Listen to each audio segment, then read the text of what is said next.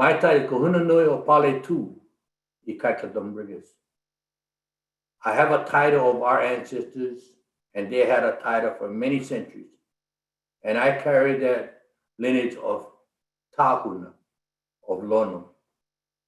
So with all of this so-called things I went through, and yes, people tell me, you self-appoint yourself in that title.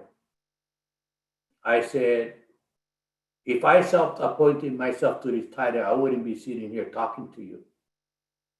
Because it's a very kapu system that is still exists till today.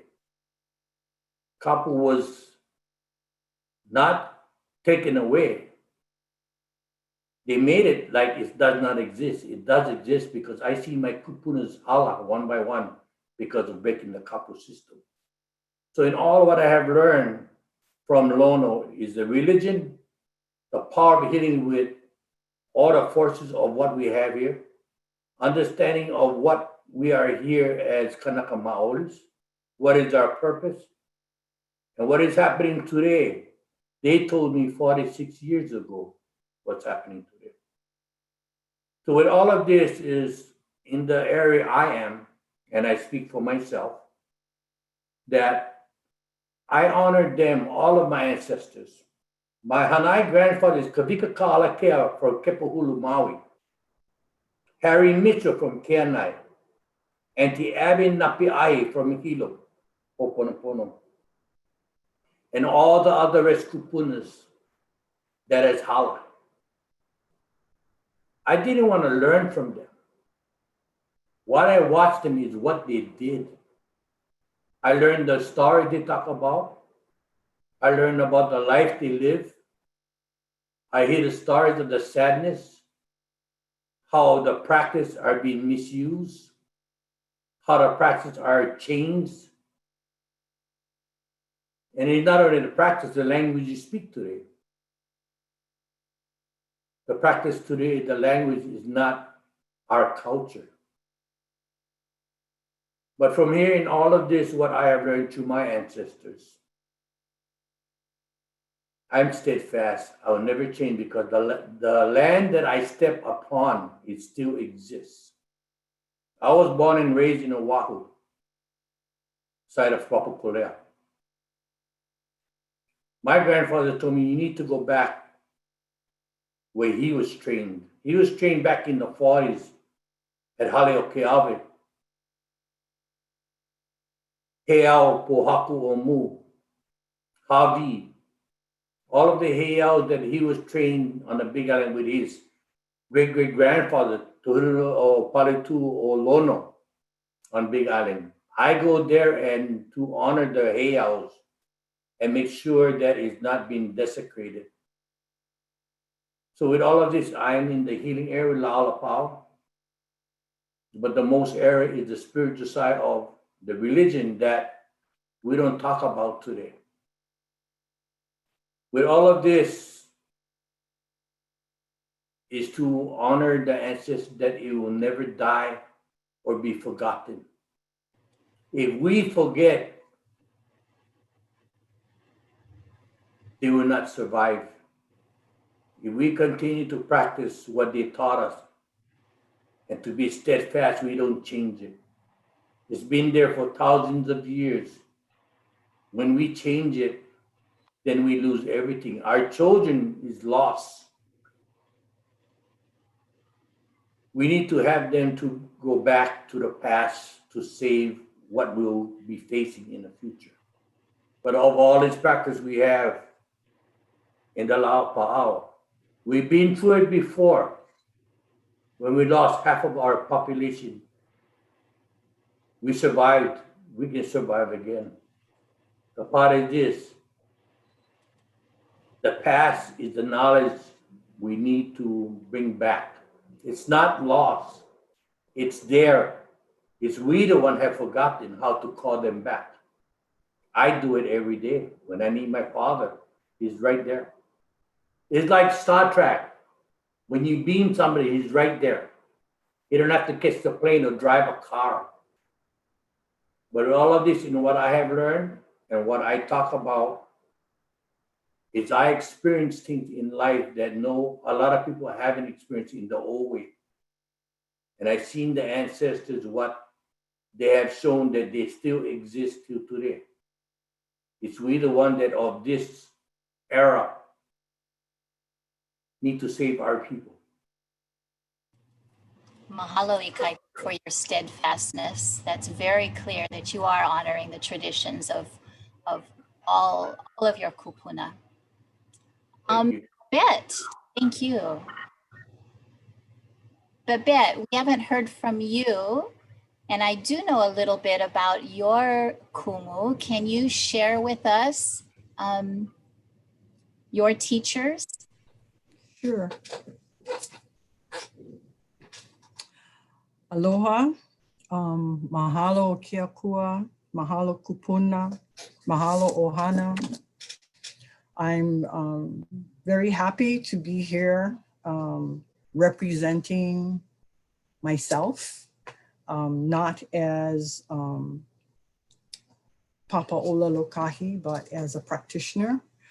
I was fortunate, so very fortunate to meet so many kupuna that have helped me through my life, besides my family.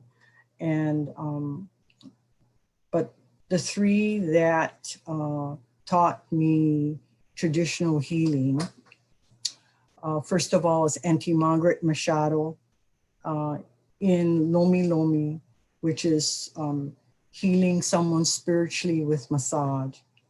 And I went with my niece, Dana Nakasato. When we went there, we actually lived there.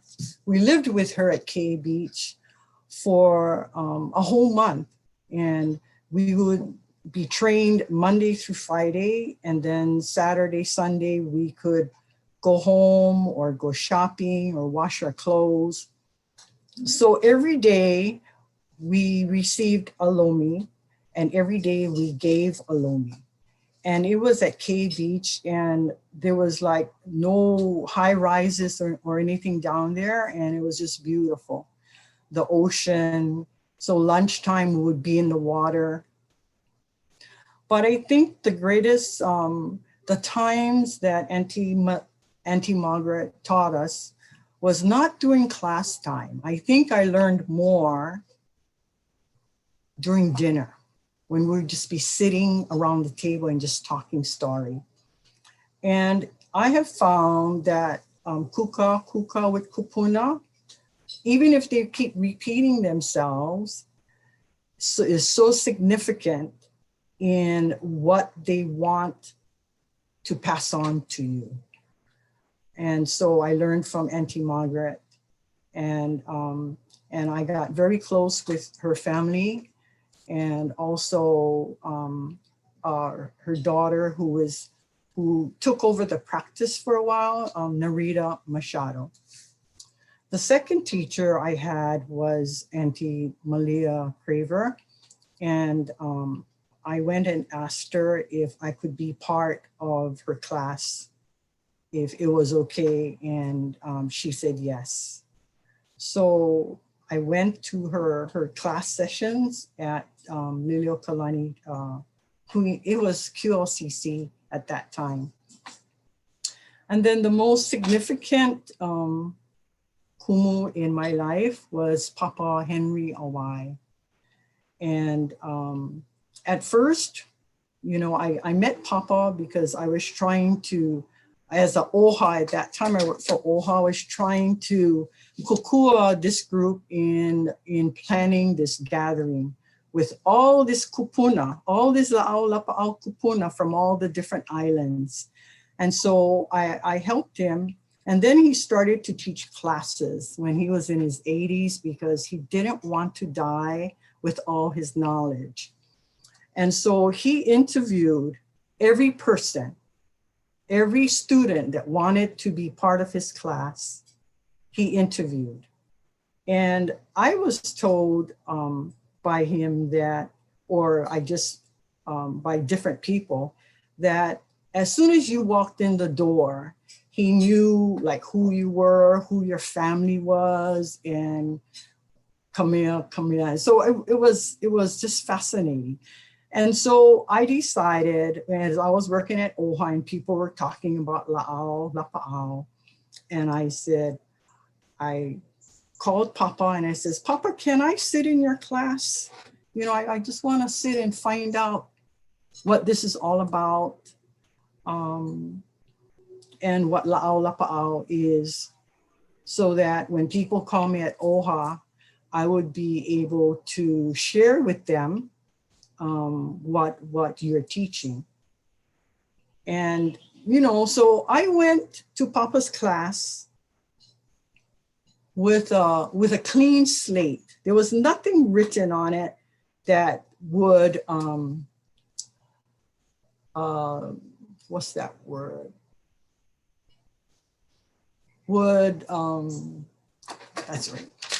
Anyway, so I went to his class and I helped him set up appointments and I helped him.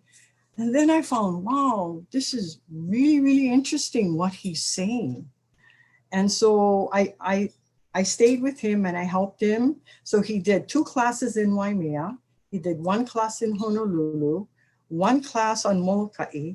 And he finally, before he passed, he wanted to go to Maui and he was invited to go to Maui to teach. And what he did was on Maui is he decided to teach only Kupuna. And so this was a very interesting gathering of Kupuna. And so that was his last class. And so throughout his teaching, I have learned many things. But the one thing I wanted to share with you is that la'au lapa'au is not a medical practice. La'au lapa'au is a spiritual, cultural practice. And so if you can understand that, then everything will just fall into place when you are asked by a doctor, you know, why can't we integrate? Why can't we work together, you know? And the other hand is like, well, you know, you cannot do that. You cannot do this because there's a liability, you know, but if you understand that this is a spiritual, cultural practice, it's so much easier to deal with the questions, and it's so much easier to deal with people's wanting to learn or wanting to be a healer. None of the 3 practitioners that I learned from the master practitioners, none of them called themselves healers. People called them healers. The community called them healers. They always say when patients were so grateful to Papa for his help, they would say, oh, thank you, Papa. Thank you so much. Don't thank me. Thank God. Thank Keakua. So, and every practice, the 3 practices that I learned, the common thread, as all of us on this panel agree and know, is the foundation of all of this is spirituality. And spirituality has nothing to do with a religion. It's a belief of a higher power. And that may be Buddha, that may be the great spirit, that may be the great creator, you know, but it's a connection that there is, you are not the healer, you are the instrument of the healing process. And so, but lots of things, I learned so much from Papa and from Auntie Malia and Auntie Margaret. But you know, all the traditional practices, they all use a little bit of everything. They all incorporate la'au lapa'au. They all incorporate lomi lomi, a form of it. They all incorporate all of this. So it's a very integrated, sharing kind of healing. And healing was taught, like Papa said, healing was taught orally and orally, and nothing was written down. But you know, as trained in the classroom to take notes, is trained in the classroom to ask questions before the information is shared. It just kind of screwed you up when you took a class from Papa. You know, we're so busy taking notes that we're not listening. We're not listening to what he is not saying. And so he taught us the hard way. He was so patient with us, and he just kept teaching us, and emphasizing compassion, emphasizing love, emphasizing honesty. You had to be honest. He did not like people who lied. You have to be connected to a higher power. You had to believe in that. You had to trust in God. So all these things and many, many, many more lessons that we learned in doing this practice. And yeah, I think after we hear from Sean, then we can respond to, I know all the things we're sharing now is just kind of opening up questions and thinking and thoughts, and that's very good. That's wonderful. And because we would like for you to ask us questions so that we can be clear and have clarification and do validation for all of you. And of course, years and years of taking this class, we cannot share everything in 15 minutes or in 30 minutes. This is not a job. This is a lifetime commitment. This is not a job. This is not a career. It is a lifetime commitment to help others. And so in that sense, we are the instrument of a higher power. So there is no charge. And it's not free. There's always, you always have to give back. You always have to mahalo ke akua. You always have to mahalo the plants and the sea and everything, which provides you the la'au. And Papa said healing is 80% la'au and, no, I'm sorry, 80% spiritual and 20% la'au. So if you think about that, 80%, that's a big percentage, but so we're just here to help people who are seeking spiritual healing, because that's what we do. It's I feel la'au lapa'au and lomi lomi and ho'oponopono, they're all spiritual healing. You can heal someone and they can still die. Our job, my job as trained by Papa is not to cure someone. It's not to get the person cured of their problem, but it's to help them spiritually and to help them heal so that they may either choose to leave or stay.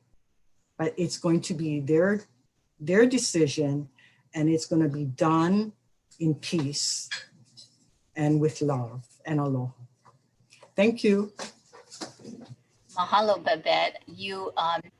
The point you made about this isn't enough time, it really isn't, because we want to hear so much more from all of you.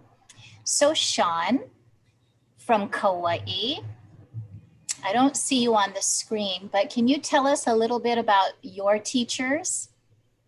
Hey, aloha, everybody. Thank you for having me here tonight. Truly honored and appreciated.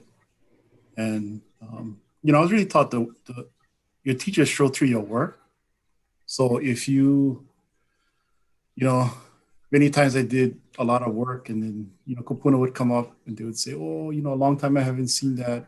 Or people would say, oh, who's your teacher? And then they would recognize the work. They would know who you learned from, yeah? But, you know, I had several teachers. I studied in various arts, and, you know, I can recall Auntie Ilei Biniamina from Niihau, who I dearly loved and learned so much from about traditions and prayer and spirituality.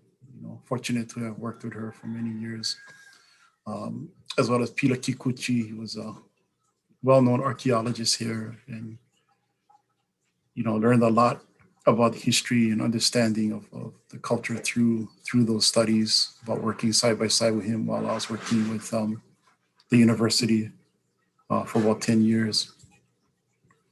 And I also worked with Kumu Levan Ohai, studied under him for many years. You know, fortunate to learn so much about spirituality, prayer, his history, his story, his life, and a little bit about Laulapau. And Ken Kamakea, he was more known as Coach. He was from the Big Island, moved to Maui, and eventually ended on Kauai. He was a traditional practitioner that studied under, he had several arts, but his main thing was as a kahuna, lomi lomi haha, and very intense to work under him and learn. Auntie Daisy Nash as well, lomi lomi, Papa Francis Wong or Wongi from Molokai, various, he was a lomi practitioner as well as Lua. Auntie Daisy was an incredible lomi lomi practitioner.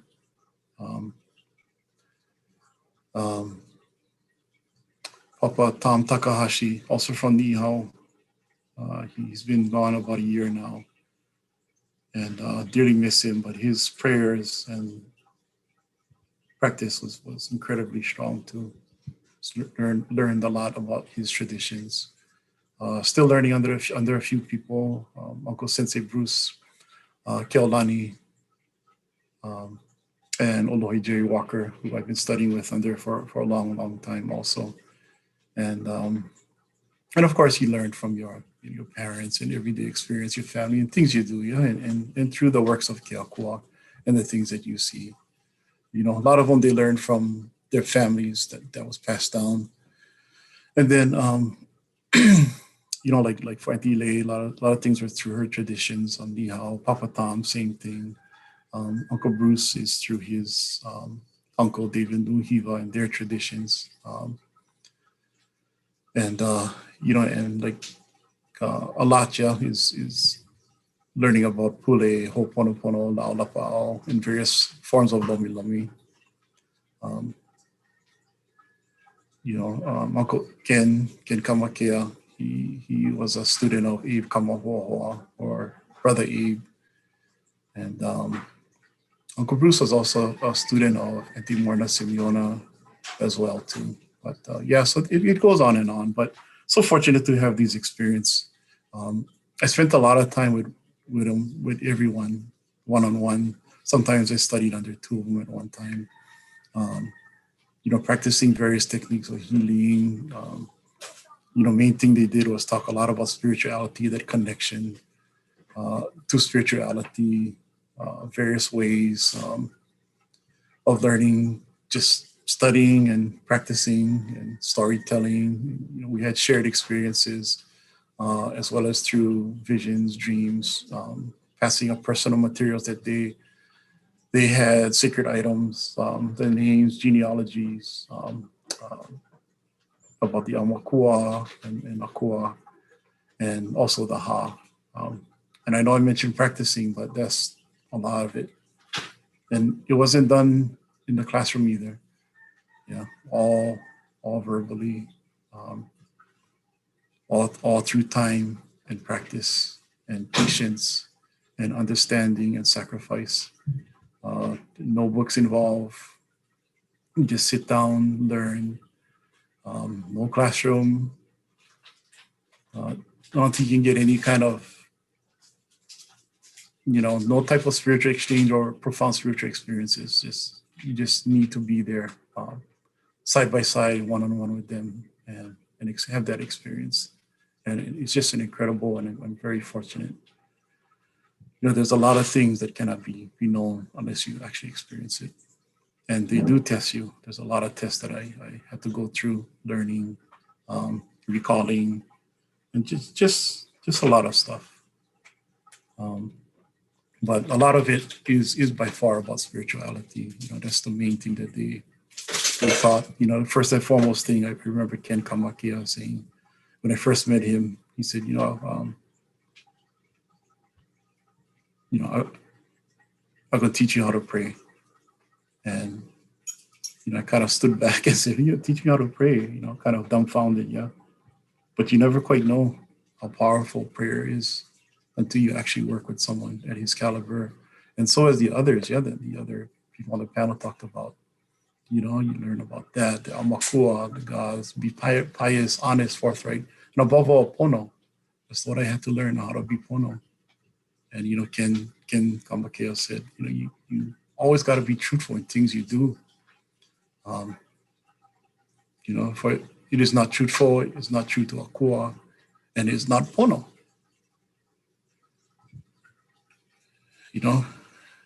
It's just important that we follow through with these things and learn correctly to be pono. Spirituality isn't the fifth, sixth, or seventh important thing as you learn. You got to go through that process, but you got to learn about that. You stumble along the way, they're not going to, I knew they weren't going to teach anymore.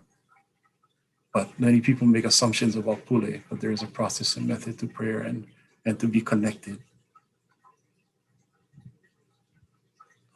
Grateful that I had those experiences and I can share.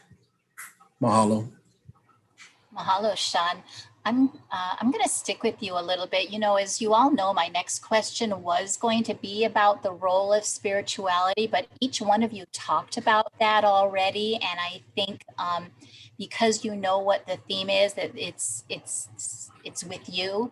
So it's in all of your answers. So sticking with you, Sean, and because I know a little bit about what you do in the classes and the workshops you hold, how are you contributing to the perpetuation of our traditions, of our practices? What's interesting is although there's a baseline of spirituality, which is the most important thing in all the ones I practice under, like it didn't matter who, it was all based upon spirituality. The one thing they had was that vision, that they need to share and come true, because they seen, like I think Ikaika shared, that there's many today that aren't speaking the truth or sharing things with mixed cultures, or, it's not pono. It's not right, it's watered down. But these are traditions. These go way back. The rituals, the prayers, the understandings, the whole thing. So, on Kauai, I'm fortunate that I work with a group of healers that have been trained traditionally as well from many other practitioners. So, here, we do a lot of community work. Pre-COVID, we did a lot of stuff with youth groups, boys, girls. We would meet with them monthly. We have a men's group, which we train in healing arts as well as martial arts. So Pule, Ho'oponopono, La'alapa, Lomi Lomi, and also Lua Hawaiian arts. We have a very, very active women's group that is incredible. They're so fortunate that they have each other and get to work and do community work. I work with various community groups that I teach, throughout the island, and as well as open classes too. We have those just to general community, and work with all ages, but I really enjoy working with the Kupuna a lot. And of course, I enjoy working with the Hawaiian serving agencies, Ha'o, which is Hawaiian agencies and organizations. So work closely with OHA, Kamehameha Schools, the Queen Liliʻuokalani Trust, Alulike, and and several others. So we share a lot of resources here on Kauai. We work very, very close. Working within the public and charter schools, teaching, covering healing processes, same thing, Ho'oponopono, Laulapau, Lomi Lomi with all the grades. We do a couple makahikis every year. This year it still needs to be looked at with the schools as well as the community. You know, sometimes we need to cover things such as suicide, bullying. We do that. You know, we do weekly la'au distributions. We provide meals for the unsheltered, you know, and services that, you know, however we can help with our practices. And many need emotional spirit that has emotional spiritual issues, in personal crisis, depression, anxiety, suicidal thoughts, even the survivors. You know, we offer Ho'oponopono through corporate, you know, mediation or individuals, family. And, you know, we support them with these things of the culture, pule, Ho'oponopono, Laulapau, whatever we need to do. Active in the martial arts community, hold classes. You know, we also teach a lot of other stuff besides healing arts, farming, fishing, papoaku, you know, kukulupaku, papoaku, rock building, rock wall building, hale building, wood and stone carving. We talk about history. And many of our members that we work with are kumu teachers in the schools or coaches or active in the Hawaiian community or serve in the Hawaiian agencies itself, yeah. So, you know, I'm grateful that I can work alongside them and support them. You know, I think now your we have, community must be too. yeah, so a lot, just a lot in Zoom classes now, yeah, with, you know, practically every day. Great. Thank you so much, Sean. That's a lot of service to your community. I'm going to jump up to Malina. Can you talk about how you're contributing to the perpetuation of Hawaiian traditions, Hawaiian healing traditions? I teach. I teach Ho'oponopono. I teach hula. And I teach the way my mentors taught me. And I try very hard to maintain the same standard of teaching. I also consult with them just to avoid drift. And one of the things that's so important when I teach is to help Haumana get grounded in their own sense of spirituality. So, for example, in teaching Ho'oponopono, the first year is spent helping Haumana nurture and stand in their own sense of spirituality and what that means for them and how they can articulate their own sense of spirituality so that when they are practicing with families, not practicing, but practicing as a haku with families, that sense of spirituality is imparted to the families. On a very personal level, you know, that rallying cry that we want a Ho'oponopono practitioner in every family, I take very, very seriously. So on a personal level, I want to assure that my daughter and and her family will have a Ho'oponopono practitioners. I'm looking at my mo'opuna to see which mo'opuna is going to be the haku of the next generation down. That's how I'm perpetuating Ho'oponopono, both at a community level and within my own family. I take teaching hula very seriously, and hula I view as a healing activity. So I teach hula in the women's jail, and I have couched that as a healing tool for women who have been in pretty unfortunate circumstances. And it's important that I have a halau in the jail, so that the halau is that structural connection to our our ancestors. That's our structural connection to hula, and it instructs how to behave when you're in a halau, even though you may be in jail. So it affords people the opportunity to stand as Hawaiian women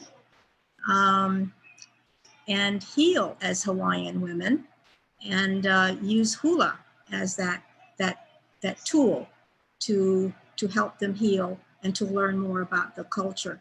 So I try to also maintain the importance of rituals, because rituals are spiritual in nature. You reach back to the rituals, and it includes our mo'oku'auhau on a cultural level. It is spiritual. It is about connections. So all of the rituals that we're taught in our cultural practices, whether it be taking this la'au with your right hand and taking a different la'au with your left hand, whether it's an uniki or a pani ceremony, and what does that entail, and some of the foods we eat. All of those rituals are important because they're connections to our culture. So there's a lot about perpetuating our practices that we have Kuleana for. And we have to be so maka'ala about what those kuleana are and how we impart them. We do, don't we? Thank you so much. So I have a couple of comments here. There are some comments coming in from Facebook, from Sunny. Mahalo, brother. I think that's to Sean. We all need the reminder to stay pono in these trying times.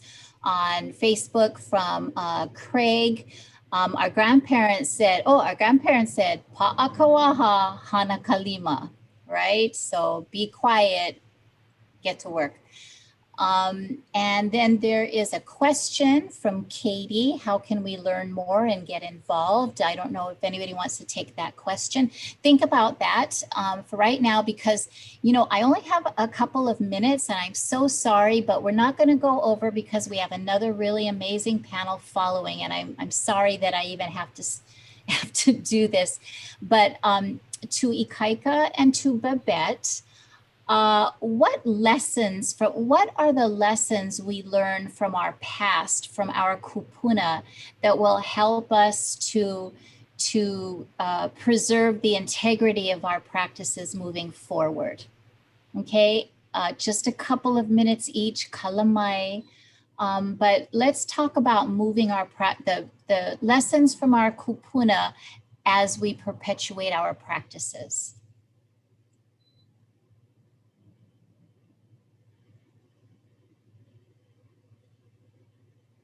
Oh, Babette, you are on mute. Okay.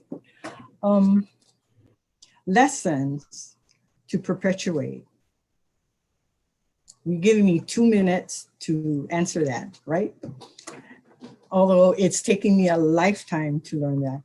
But I think one of the things that Papa taught us, and Auntie Margaret and Auntie Malia, is you have to walk the talk.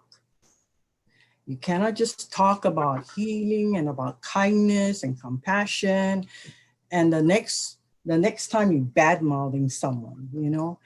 So I think it's important, and it's not an easy way. Sometimes it gets very difficult, but you need to be kind and compassionate. You need to show aloha and love, empathy, and do what you think is right. You don't have to be right. You have to do right.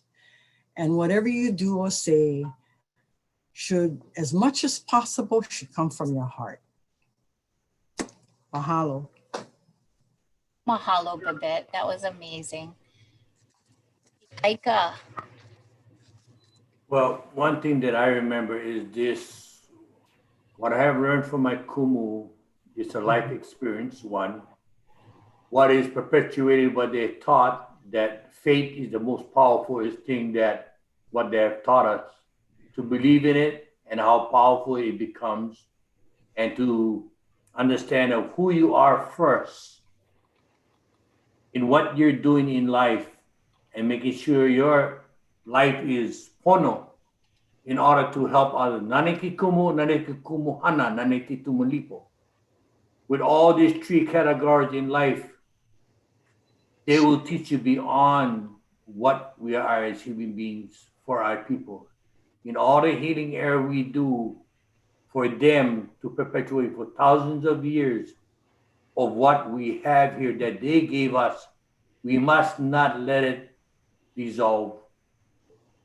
It still exists in our islands, no? Throughout all our islands, and to each and every one of us that was blessed from it, it comes from a higher source.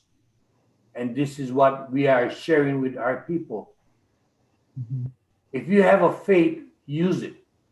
Because when you have it and use it the right way, you can heal yourself and take care of your family. But there's so much, like I said, we can continue on and on, but we leave it at that. And what we share in our classes and what we teach is beyond all what we talk about. But mahalo to everyone, and mahalo for having me here. Thank you, Kim. Mahalo for wrapping that up so beautifully, Ikaika. Mahalo, Babette Galang. Mahalo, Kumu Malina Kaulukukui. Mahalo, Sean Chun. We've got 3 islands represented, and genealogically even more, don't we? 1 hour was not long enough. We're grateful for this time. Maybe I can persuade each of you to come back again for maybe to participate in Babette's Kukulu Keola Ha'ehu webinar series. We'd really love to hear from each of you again. Mahalo nui. And I'm going to turn it over to Malia. Mahalo to each of you. Aloha. Hi, mahalo nui, yaoi e Kim, and mahalo to each of you for sharing all of those little gems, those little momi of mana'o around spirituality. I think so many, we saw so many really great comments on Facebook as well as here on our Zoom chat. And definitely each and every one of you will need to come back and join us and share just a little bit more if you don't mind. So again, mahalo nui for joining us for the panel on Hawaiian Spirituality and Practice. And coming up right next, we will be having our second panel. So stay tuned with us because we have a great audience joining us here on Zoom as well as on Facebook. Our next panel will be called Ho'ōla, Perpetuating the Traditions of our Kupuna. But I do have a few announcements just to share with all of you before we bring on our next panel. The Hawaii Pono'i Coalition is really reaching out to all of our community, and we invite you to join us to empower the palace. Which palace? The Iolani Palace, a palace we all love and are so connected to with our Queen Liliʻuokalani, again, as we celebrate her birthday. If you would like to make a donation and be a part of this campaign, we invite you to, and there are so many different ways that you can get involved. More information is available on our website. And here are those links that you can go and follow and find out more, hawaiiponoi.org/empower. Or if you're looking around and learning more about the Iolani Palace, you can go to iolanipalace.org/empower. And again, be a part of empowering the palace. We welcome you to be a part of this initiative. As always, we are so thankful for the many, many partners that really have been collaborating to bring this amazing programming to all of you. A thank you to Kamehameha Schools, to the Office of Hawaiian Affairs, Friends of Iolani Palace, Kanayo Kana, Oiwi TV, Council for Native Hawaiian Advancement, Liliʻuokalani Trust, Nā Mea Hawaii, Pu'uhonua Society, the UH Manoa Hawaii Nui Akea School of Hawaiian Knowledge, UH Manoa John A. Burns School of Medicine, Department of Native Hawaiian Health, to Papaʻola Lokahi, Hawaii Youth Opera Chorus, Kahuli Leolea, Pam Omidyar, and the Noah Webster Aluli Foundation. As always, we've been curating programs and information on our website, our newly launched website, hawaiianhistorymonth.org, and that's where you can find our most updated programming. So thank you again to all of our panelists in our first panel. So we will holamua, and we are so happy to continue our conversation around ʻIke Kūpuna, Hawaiian Healing and Traditions. And our next panel will be talking about Hoʻōla, perpetuating the traditions of our kupuna. So I will now invite our next group of panelists to turn on their videos. And I'm gonna introduce Momi Tolentino, who will be our moderator, and she's a part of Papaʻola Lokahi. And then we have a bunch of amazing practitioners. And I really like how Papaʻola Lokahi and the Department of Native Hawaiian Health, our planning team for this week, really thought about starting with a kupuna panel and then having it followed by a younger generation of practitioners. And so that's how every day this week we're doing and organizing our programming. So Momi, are you there? I will, let's see if I can help her with her video. All right, there we go. Let me stop sharing here. Awesome. Aloha, everyone. Mahalo, Auntie Malia, for that awesome segue into our second panel. And I just wanted to say a huge mahalo to Kumu Malina, Auntie Babette, Uncle Ikaika, Uncle Sean, and Auntie Kim for their beautiful mana'o and for just taking the time to share with us their ʻIke Kūpuna and their mana'o. I know as someone who lost my grandparents really young, it's really awesome to just hear from our kupuna because they're so important to us and our longevity of the Hawaiian culture. So mahalo nui iā ʻoukou pakahiapo. And as we transition into the second hour, I did want to introduce myself. My name is Momi Tolentino, and I work for Papaʻola Lokahi alongside Auntie Kim. And I'm here to just be a moderator to kind of let the conversation nalu to wherever it goes, but to kind of provide some structure. But before we start, I wanted to pass it along to our three panelists for tonight. We have Puni Jackson, Kapono Souza, and Kamaka Jingao. So I'll let them introduce themselves, and then we'll move into some questions to get some momi of mana'o circulating here. So Auntie Puni, did you want to start? Sure. Hi, thank you, Momi. Aloha, my name is Puni Jackson, and I am, my goodness, I live in the back of Kalihi Valley. I grew up in Pu'unui, and I'm currently the director of Hoʻoluʻaina, which is a nature preserve associated with the Kokua Kalihi Valley, a federally qualified health center that serves the ahupua'a of Kalihi. Aloha. Awesome, mahalo. And then Kapono, would you like to go? Aloha, mahalo nui for including me on tonight's panel. My name is Kapono Souza, born and raised here on Oahu from Kailua.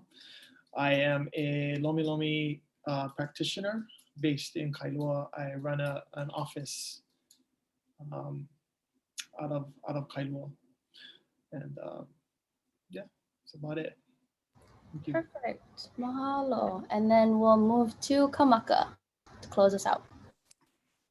Eo, aloha pumeana kākou, o Kamaka nui hailono, Kamaka Jingao. Aloha everybody, I'm super excited to be over here, and mahalo to our past panelists. That was awesome stuff. So mahalo to our kupuna. So I actually grew up in Kapuhulu, now live in Kailua, the Luna Ho'okele of Pui Mauli'ola, a nonprofit perpetuating our Hawaiian healing practices. And I also help Kupuna with their health insurance and their Medicare insurance. And yeah, I'm a makua and super excited to be on this panel. So mahalo nui. Awesome. Mahalo, everyone. So we kind of wanted to, or I kind of wanted to set the kahua a little bit similar to how Auntie Kim was kind of introducing and allowing you guys to kind of free flow with your answers and take us where we need to go. But the first Nino that I had for you guys tonight were, who are your teachers, and how was the knowledge passed on to you? And if you want to, if it kind of goes into that direction, what is the most important lesson that you learned from the kupuna who kind of guided you and taught you the ike? But yeah, so we can go backwards. So Kamaka, did you want to start? Sure. Yeah, starting off my Lomi journey, I actually did some intensive training with Makaala Yates. Actually, that was right after college. And Makaala studied with Auntie Margaret Machado. And it was kind of that at a young point where it was just a planting of the seeds, you know what I mean? And like they say, when the student's ready, the teachers appear. So Makaala came into my life at that time. And I also got to study with Uncle Alva Andrews, who studied with Auntie Abby Napiahi and John Kalua. So Paola Hawaii, and it was that relationships that I learned with Uncle Alva, you know, the importance of communicating and the genuine conversations that we had was in his garage, you know, late nights. And that was kind of like our learning atmosphere was alo he alo, you know, face to face. And I think just getting to know them on an individual level, not just through the actual practices, was also beneficial. And then also studied la'au with Auntie Alapa'i Kahuena, you know, studied with Papa Owai. And, you know, one of the things that always come up when I think of Auntie Alapa'i was olelo no'ea that she used to talk about, hokai kalau e mihi, you know, as far as like the first medicine is forgiveness, you know, and during these times and during the practices, it kind of always resonates, that mo'olelo from Auntie Alapa'i. Also got to study with Keola Chan and Kapa'olo no Puha, and Keola had a lot of amazing kumus as well. He studied with Alva, Auntie Roxanne Bertelman, Auntie Alapa'i, Auntie Malia Craver, Ken Kamakea, and George Holokai. So that was amazing time studying with Brother Keola and studying Lomi A'e. And then also studied with studied Ho'oponopono with Uncle Dennis Kawahi. So Uncle Dennis studied with Auntie Malia Craver, Auntie Mary Kavena Pukui, Nahale Elua Mahuiki, and Uncle Danny Hanakahi. So through that Ho'oponopono training, you know, that spiritual component, like what a lot of the kupunas talked about with all of our kumus, was pretty foundational, you know, that spiritual practice of opening with pule, clothing with pule during our classes, so which was beautiful. And in the beginning, also spent some time with Kaliko Chang, studied with Papa Kalua. So yeah, mahalo nui. Awesome. That was so many like streams of ike that you got to engage with, which I think is so awesome, because it's like, you know, you never stop the knowledge from coming in from different places. So awesome. Okay, Kapono, your turn. Mahalo nui. Well, I was born in 1973. So, you know, my path to the work that I do today was principally influenced by my tutu, Ramgard. Publicly, she was known as a musician and entertainer. But privately, in our household, she was the one who took care of us when we were mai. So, you know, I consider her, you know, the main pohaku upon which everything that I am today is built off of. Growing up, when I was young, I'd say around 7 years old, I was always really sickly. So I was born with my lungs, it was difficult for me to breathe. You know, some would say asthma, but it was much, much worse. My earliest memories is laying on the pune'e and my tutu coming over to me and putting her hand on my chest and whispering apule. I didn't understand what she was doing. I didn't understand what she was saying, but I could definitely feel what was moving through her and into me. And, you know, as a young 7 or 8-year-old, not really truly understanding that, it became less about that and more about just really internalizing it and accepting and surrendering to pule, to prayer. And that's who she was. She was always a very deep, deep, deep spiritual. She was always in prayer. So later on, moving forward, I'd say in the 80s, what I learned from her was really just to not say anything and just watch and listen. So I would lay on the pune'e and she would lomi me while she would pule, she'd open up my lungs and she'd always work here. And the whole time that she would pray, I would feel that warmth going into me. And then she worked down into my opu and then to my puhaka, my hips, and down into my knees. And every time that she finished working on me, everything that was in me was gone. I never asked her to teach me formally. I never asked her to show me.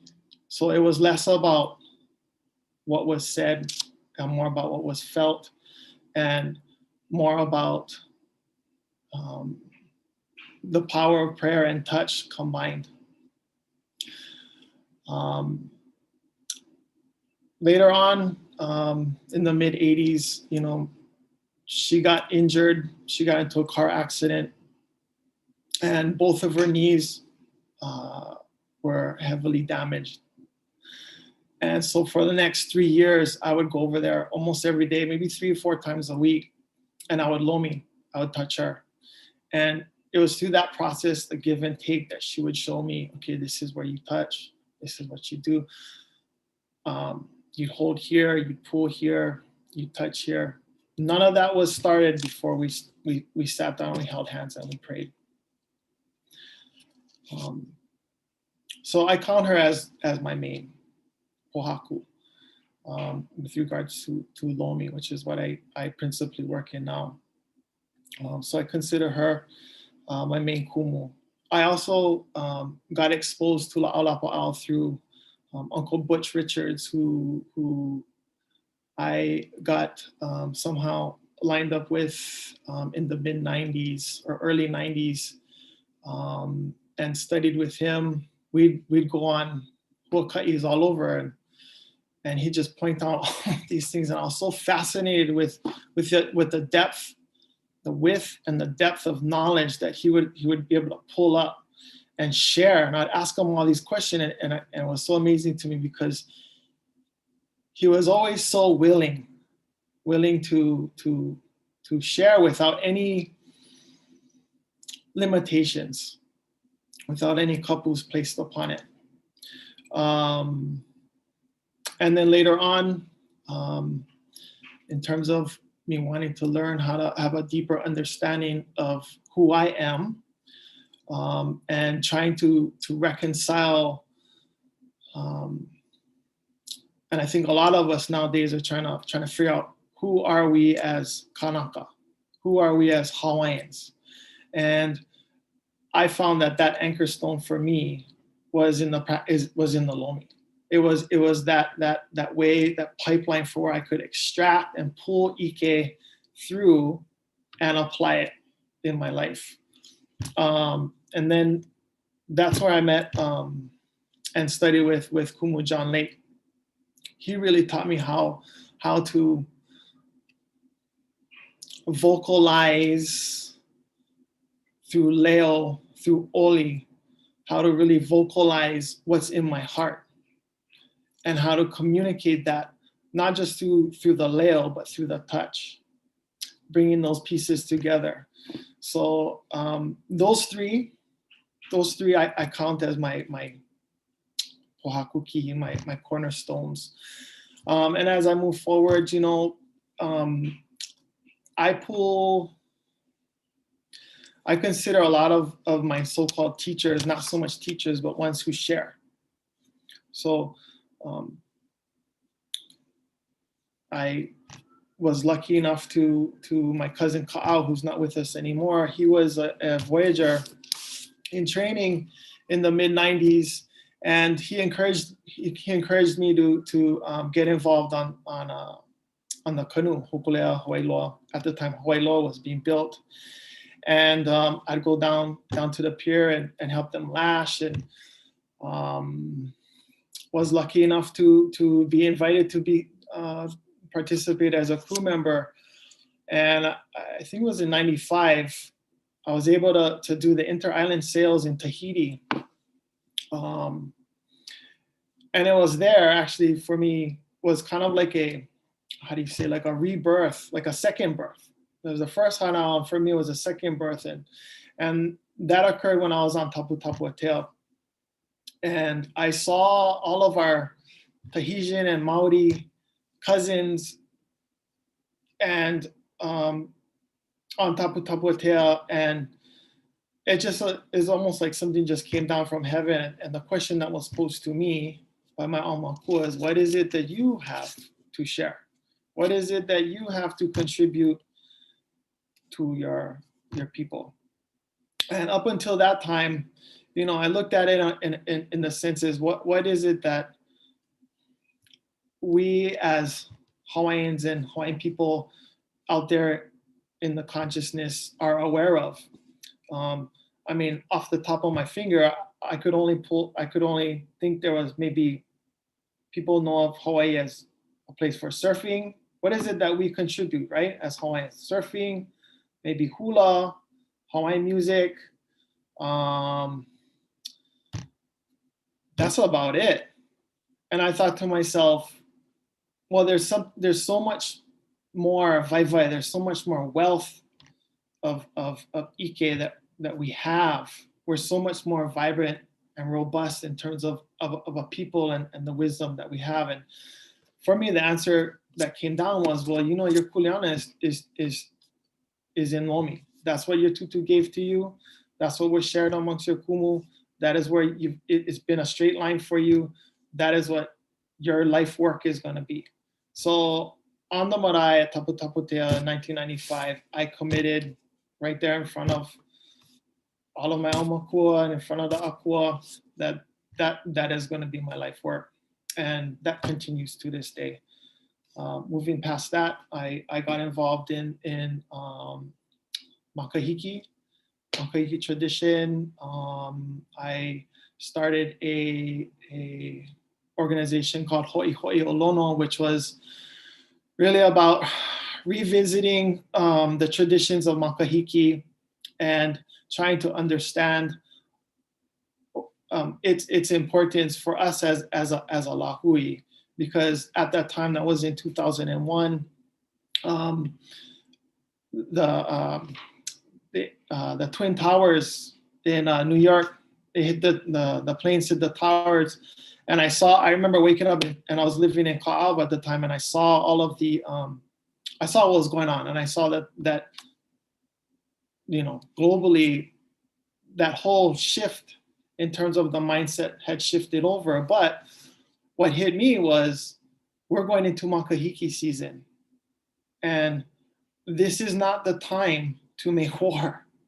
This is the time to set aside that. And it was so that it struck me as so profound and so strong that there was almost like a direct download of like directives. And I mean, I'll be honest with you, I was really frightened. I was frightened about what was being communicated, what was being downloaded. And basically it was said, this is what needs to be done, go do it. And so for me, it was a test. It was a personal test of my own beliefs, yeah, to really trust in my kupuna and my aumakua to guide me and show me which way to go. And so that kind of set set the pathways for my cultural understandings, my abilities, not my abilities, but my willingness to be open to receive ʻike and share it through my work. So yeah, it's a little bit about me, and you know, we continue to grow. I mean, I'm you know, one of the younger practitioners, but I'm looking forward to aging gracefully and hopefully passing down to my keiki and others who are interested. Mahalo. Mahalo nui. That was so awesome. I know Malia, who's putting Facebook comments in, they're just, you know, super in awe. It's awesome to have that kind of mo'olelo from year to guide you and propel you through that ʻike. So mahalo for that. And then lastly, Puni. Aloha. I'm so humbled by everybody's mo'olelo ahead, and the Kupuna introducing their kumu really helped me to feel inspired, but also very, very humble. I feel like a preschooler here. But similar to Kapono, my grandmother was the most important. We have like secret ava delivery during my grandmother. Her name is Josephine Manuwai, and she was she was my darling. When I walked into a room, she said, "Oh, my reason to live," and she taught me about love. She would not at all describe herself as a la'ulupa'o practitioner or a ho'oponopono practitioner of any kind, but she definitely taught me my first plant medicine.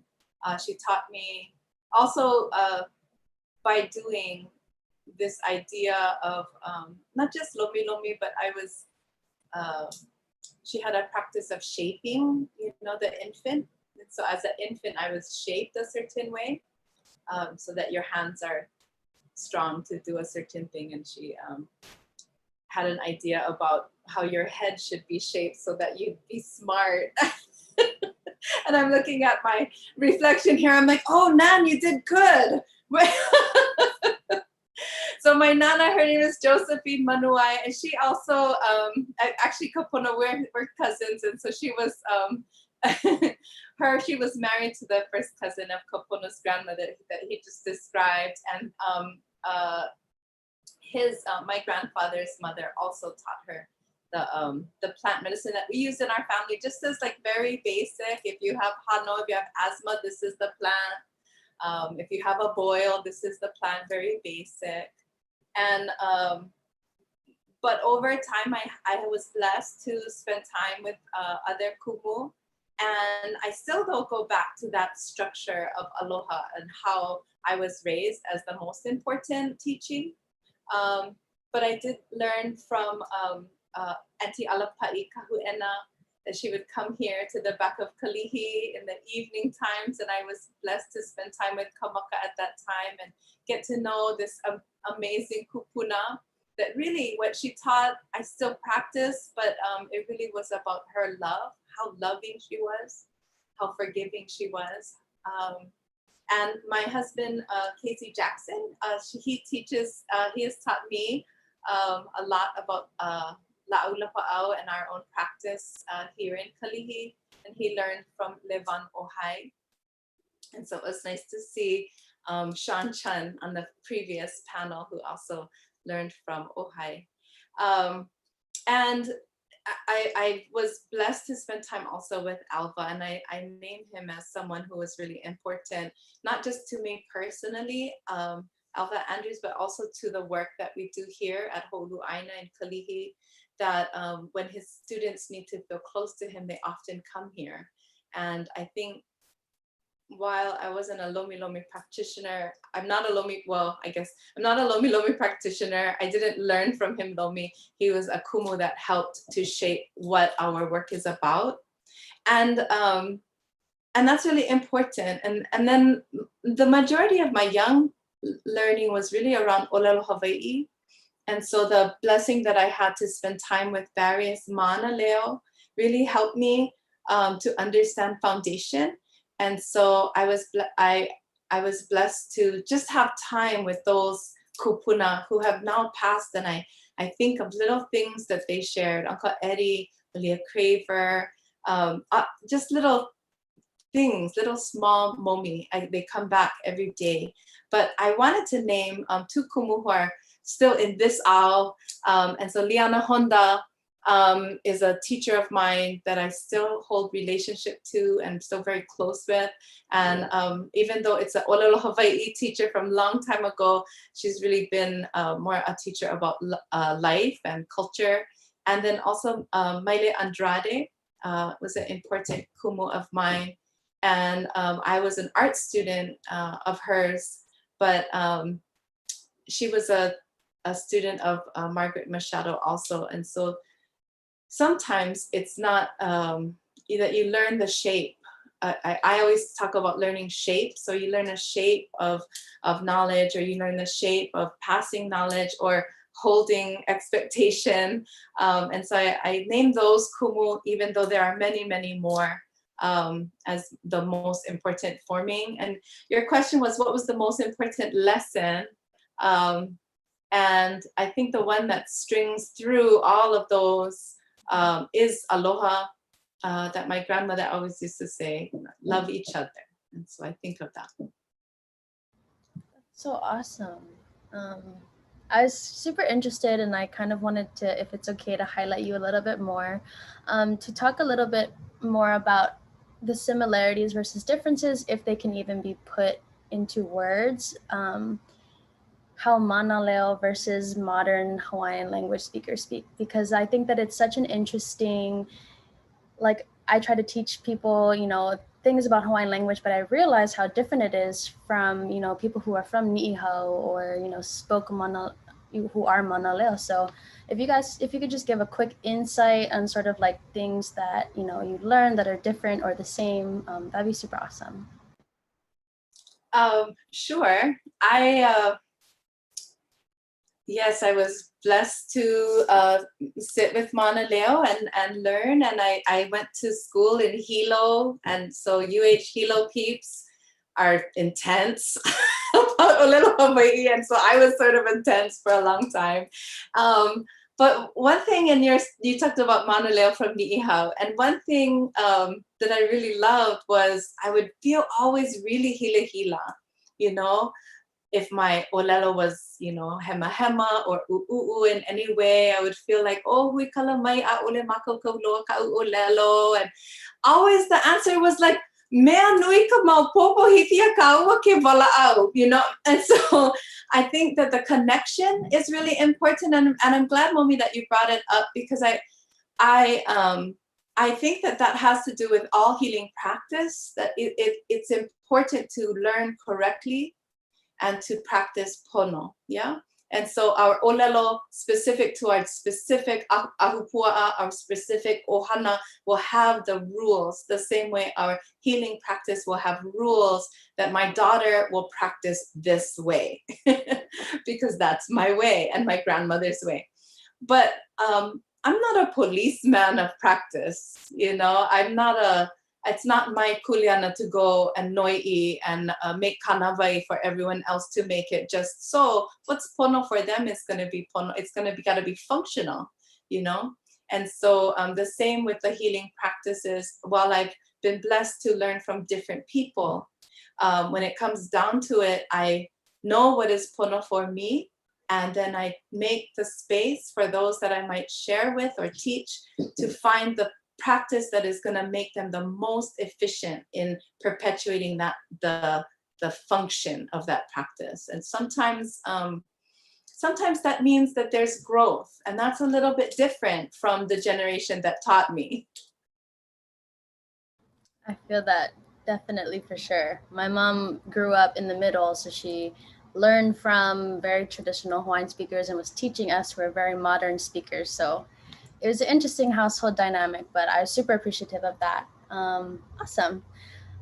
So I wanted to kind of direct this question to you, Kamaka.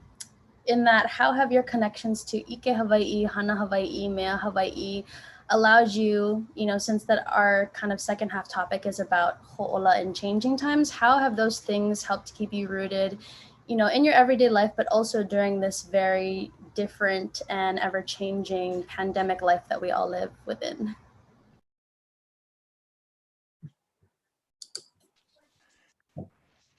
Yeah, so during this time, I know it's challenging times for everybody. What kind of keeps me grounded these days is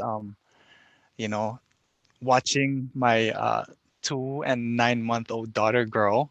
So shout out, aloha kipukalani. But seeing her develop, seeing her connect with Aina, seeing her do pule, seeing her enjoy, embrace different aspects of our culture has been very powerful for myself in my own healing, and I should have named her as one of my teachers, because through this process, I learning from her, and it's kind of like letting her kind of lead the way, and kind of just kako'o in that aspect. So that's been super impactful in during these times for myself, as far as during this unique times that we in, and kind of focusing on our ohana and our own self-care, has been helpful in me understanding more about myself and more about our practices, and I talked to a lot of the other practitioners, and that's something that I think this time has provided a lot of people. Yeah, it's very challenging for a lot of people, but for a lot of the practitioners who do this kind of full time in some sense, this has been a good time that they can kind of like take a break, and yeah, it's kind of hard financially, for a lot of people, but physically, emotionally, we all need those kind of breaks sometimes, and those type of rest that can kind of recharge us, and recharge our spirit so that we can continue to do this work, and I think that's one of the important aspects, is when we talk about the perpetuation, how can we kind of continue on this path, so we can go easy, but steady, so that we don't get burnt out from doing too much too fast. So that's kind of where I've been these days is, and then we also do some things within our community. We do a Leo Kupa podcast. So we've been fortunate to have both Puni and Kapono on our, we have a small podcast called Leo Kupa that, kind of talking stories with a lot of our kupunas, but a lot of our practitioners as well. So that a lot of these stories can be shared to our communities, so during these times it's been very popular that people can, if we cannot meet in person, they can still connect in other ways too. So yeah, mahalo. Perfect. Oh, that's so awesome.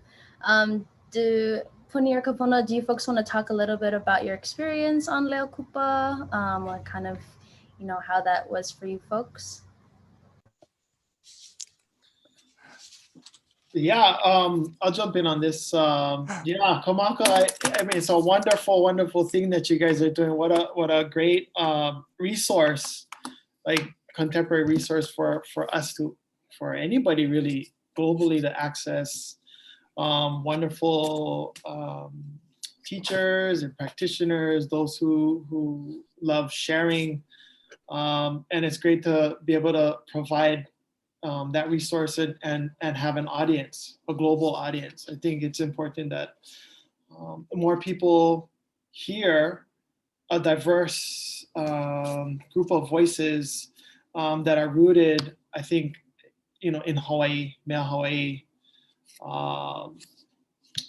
And I gotta say, I mean, I've learned a lot listening to some of the podcasts, and I hope it continues to grow for sure. It's a wonderful thing. Hallelujah. Yeah, for me, it was really nice and really beautiful and fun even to do the Leo Kupa podcast with Kamaka. oftentimes I don't necessarily see myself as, you know, like at the same caliber as the different people that you're interviewing. But it was really one thing that I can share that was so beautiful is that the interview that we did with Kamaka, we were in our halepili, and I had just given birth, like just given birth to my last, my little one. I have 5 babies and my little one is 4 now. So it was about 4 years ago. And Kamaka was so beautiful. Like I'm nursing this tiny infant and we're recording with a microphone. And it just felt so ohana. It felt so close to Aina, and the like the mana of that relationship was really easy to bring forward in the mo'olelo. And that, I think that's really important because we are doing this a lot. I'm on Zoom. You guys must all be on Zoom all the time, but we're on Zoom a lot. But we want to make sure that we're connecting to each other so that the mo'olelo is genuine and not just like, you know, like sharing what's on my website over and over again. That we want to have that pilina to each other. So this specific moment is filled with the magic of all of our kupuna coming together. And I really felt like I've experienced that as a person being interviewed on the podcast. So mahalo so much. You do a good job, Kamaka. Oh, mahalo. That's so awesome. I think that it's cool because podcasts are kind of the way, even outside of the pandemic, that people stay connected and stay educated. I know in college I used a lot of podcasts, so super awesome. So I'm just scanning the chat right now. Dr. Martina would like to hear about how our young healers juggle modern life, supporting family, paying bills, and honoring the teachings and doing the work, which is the hardest question to answer. Like, how do you juggle everything? But I'll swing this over to Kapono first, and then we'll kind of get everyone's juices ready. Yeah, how do we balance, right? Balance. So I'm a firm believer in duality. I'm in ku and hina. I believe that you know, you can be a practitioner on one side, but you can also be a professional, and the two are complementary. So in terms of balancing what we tend to call work, I tend to call joy, right? Like my job's not a job, it's my joy. And the thing that I enjoy, this kuleana I like to share, that's the puna wai, the spring that comes forth, right? So that's communicated in the work. And, you know, the idea of abundance, vai. So handling the day-to-day bills, taking care of the kids, raising them well, having a roof over your head, you know, all of those things honestly are, in my view, a byproduct. They're a byproduct of your punawai, your spring that's shared. And so it becomes less about work per se and more about sharing whatever mana that's acquired or inherited, and that byproduct being, you know, the tangibles, taking care of the bills, generating income, et cetera, et cetera, et cetera. Oftentimes, you know, I see a lot of people that come in, they have so much anxiety, so much stress, so much internal conflict, right? Like when people come to see me, they're really ma'i standing up, right? Like they're sick standing up because they're under stress or anxiety and what have you. And my role is to kind of be an example. Like it's important that as a practitioner and a professional that you know the art, okay, the art, but also know the core principles, right? The core principles being like what is the geometry that brings all of these things together, because they really work together. And then when they're work together like this, that's kind of like what I like to think of as a kua, as a spine, right? So when we talk about pono, this idea of being pono, that's the preferred state That's the state we all prefer to be in.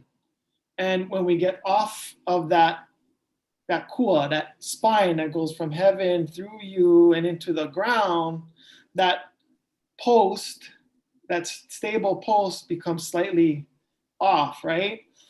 And so when people come in, that's what I see in them. And so my job is to put them back together by setting the example of, I have to live and be plumb, right? So that entails, if I can live and work and practice and be a professional, it's really feeding the different aspects of me, of what I have. So I look at it as like, this is my kuahu, right? This is my altar, right?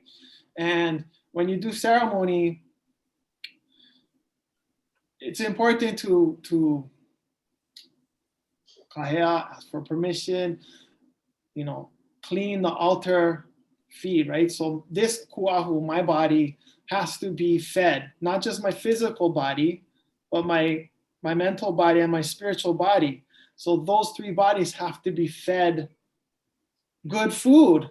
Good food. Like when we say aloha aina, one thing my grandmother always told me is leave the garden better than you found it. What she meant was leave this garden better.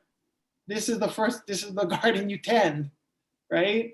So it's important to find that balance, work, life, play, joy, love.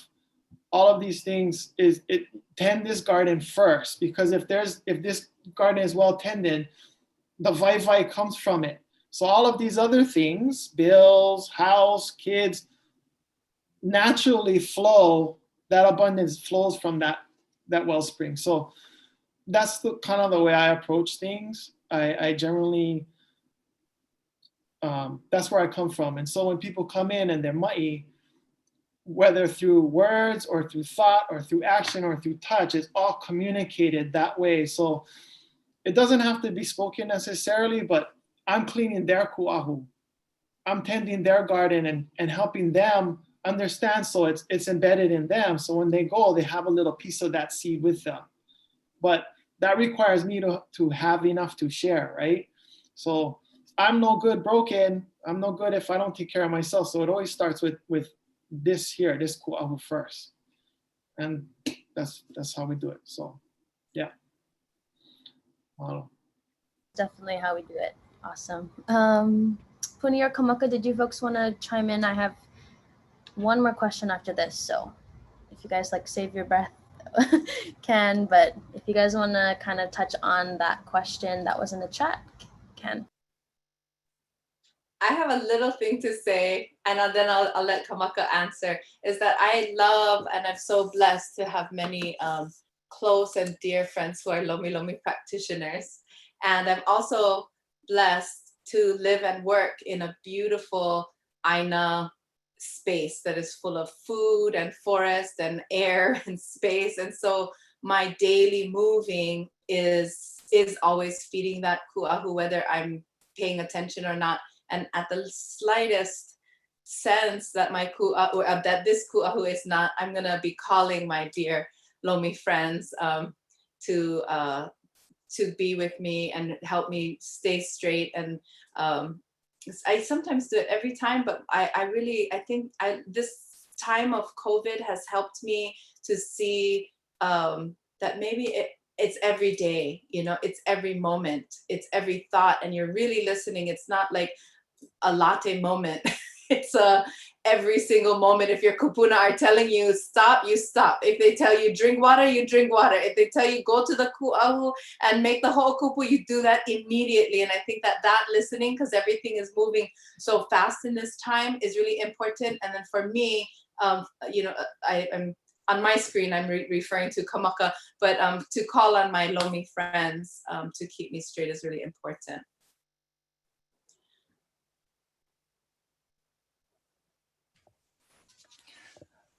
So you're calling on your Lomi friend then? Yeah,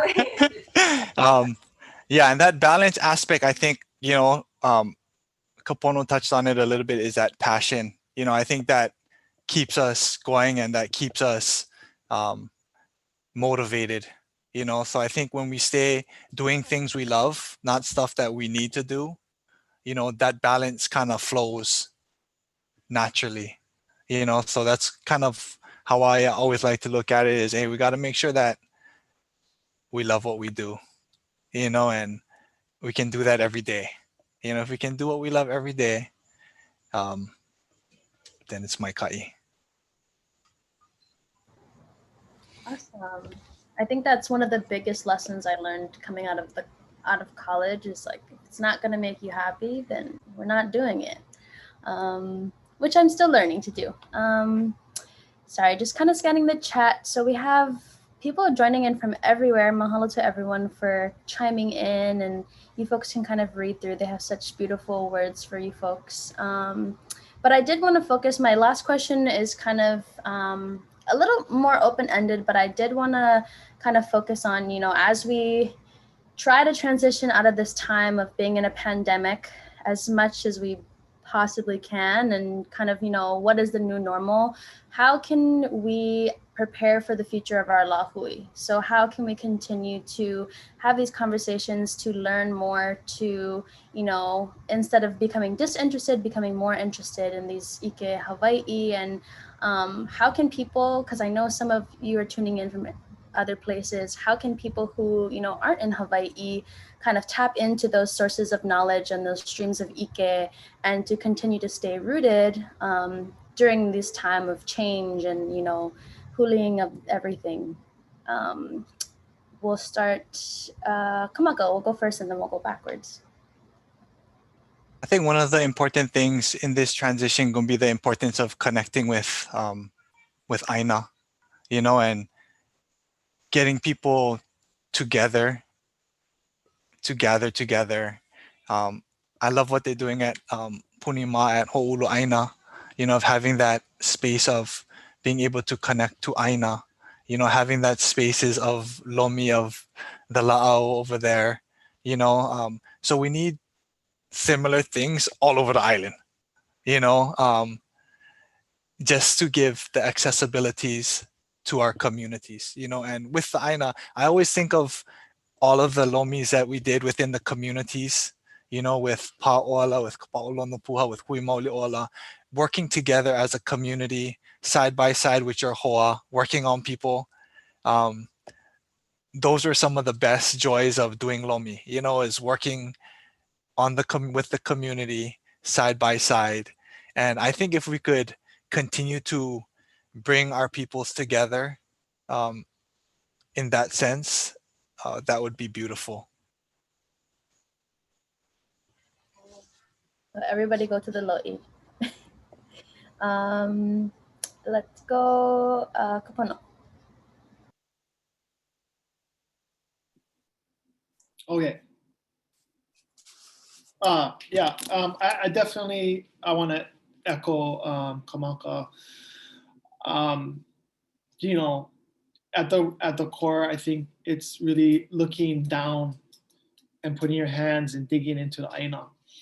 I believe it starts with this Aina first. Yeah. After all, that's what we're made of. Yeah. And second of all, it's about relationships. To me, when you distill everything down to its simplest, the simplest root is relationship. That's the current or the currency that's exchanged, right? So the more you reinforce your relationship to heaven, yeah, through spirituality, your practice, your prayer, the more you connect and commune with your aumakua, your akua, and feed that space here, yeah, and then take care of this Aina and build that relationship with the Aina below your feet. Those three pieces form that stable structure, yeah, that shall we say ho'olokahi, right? That lokahi that really builds and compacts everything and builds that stable structure. So when we talk about lahui, I think it's revisiting as a personal commitment to strengthen and commune and feed those things, those pieces. In the end, all of it is aina, all of it. But that starts with a personal commitment to oneself, self-care, right? Taking care of oneself. Cleaning this ku'ahu first.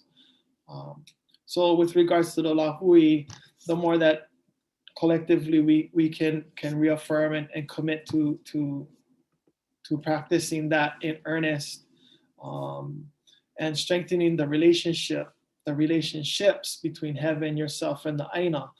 I think the vai, the byproduct of all of that is lahui. That is lahui. Awesome. And then Puni? I love what was shared there. I don't do real well in the self-care department, which is why I was always gonna call my Lomi friend. But I do well in the Kuleana department. Like I'm a Kuleana addict. And I think that this time of the pandemic where people are stressed and re-shifting and thinking, and what your question, Momi, was about how do we move forward? How do we go deeper? And I just want to connect that question to what you said right before was if it's not making you happy, then you're not doing it.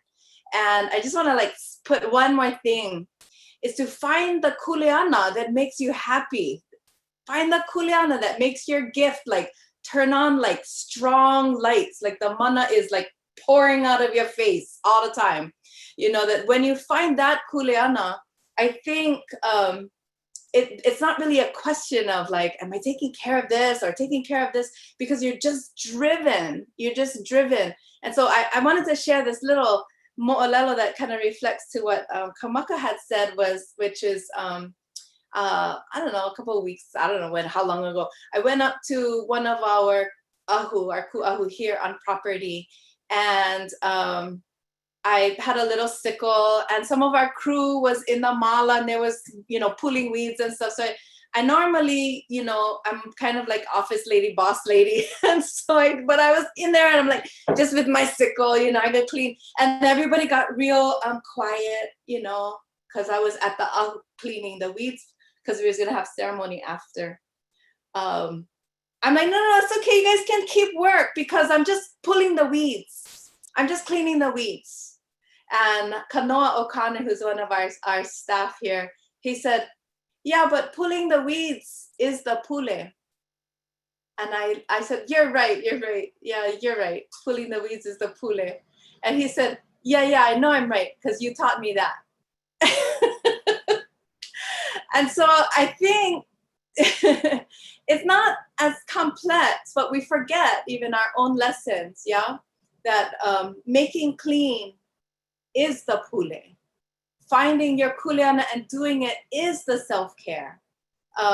Making the connection is the moving forward. And I think I would love for all of our people who are tuning in and remembering their identity and going deep, with who we are.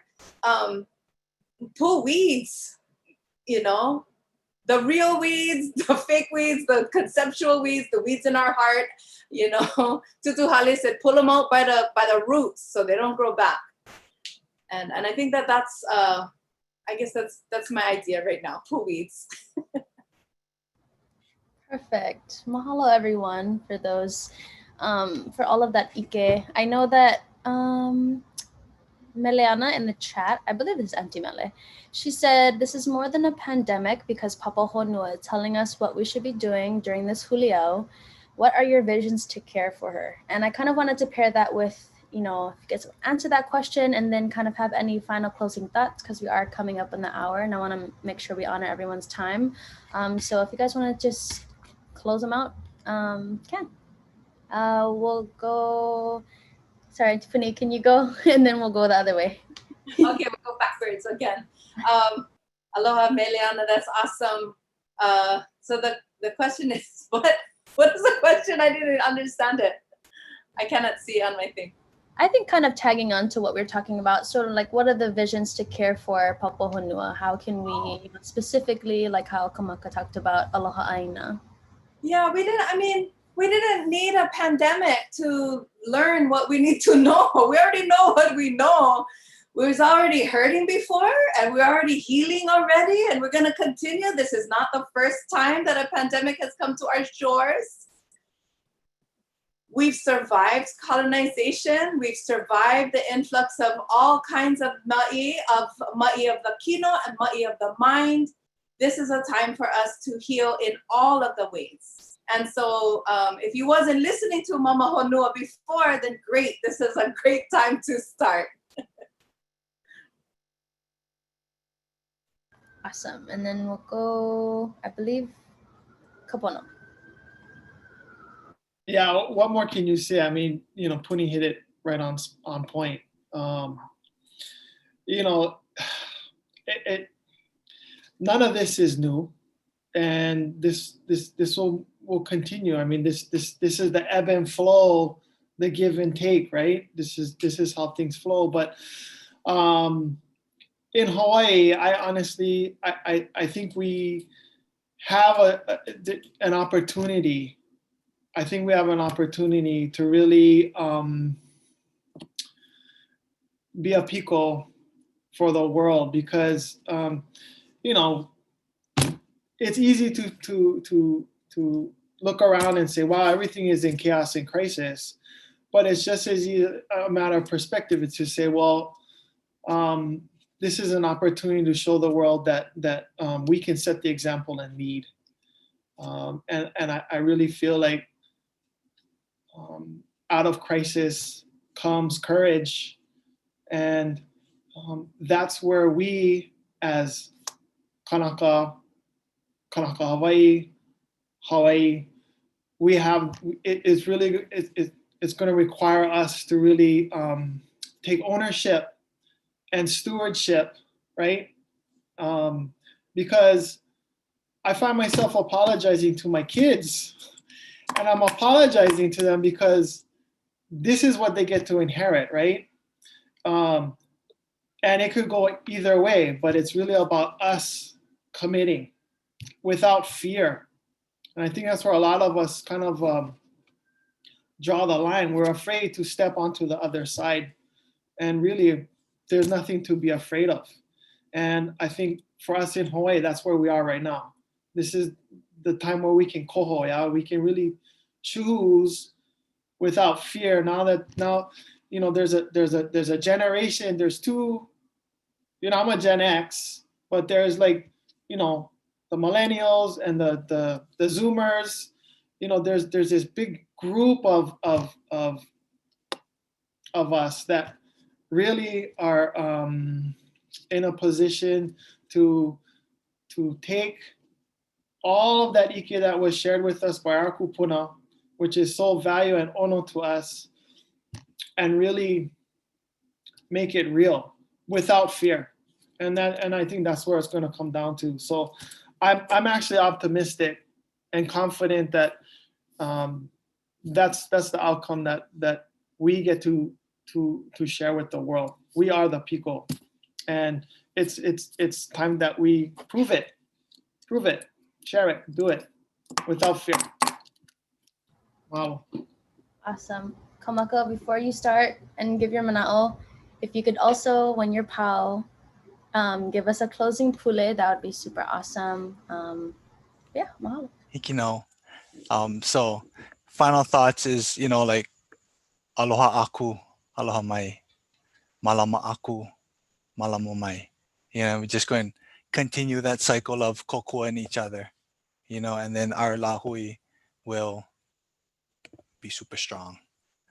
So mahalo nui kākou, e ho'omana kākou, e kia kua mana loa la I lalo ke kai, nā au mākua, ia kahina kua, kahina alo, kahi kina, komohana, nā kupuna, mahalo piha, e ho mai ka ʻike, ka ikaika, ka mana, ke ola, mania o kou, mania mā kou, mania ka kou, a mama ua noa, e ho'omana noe.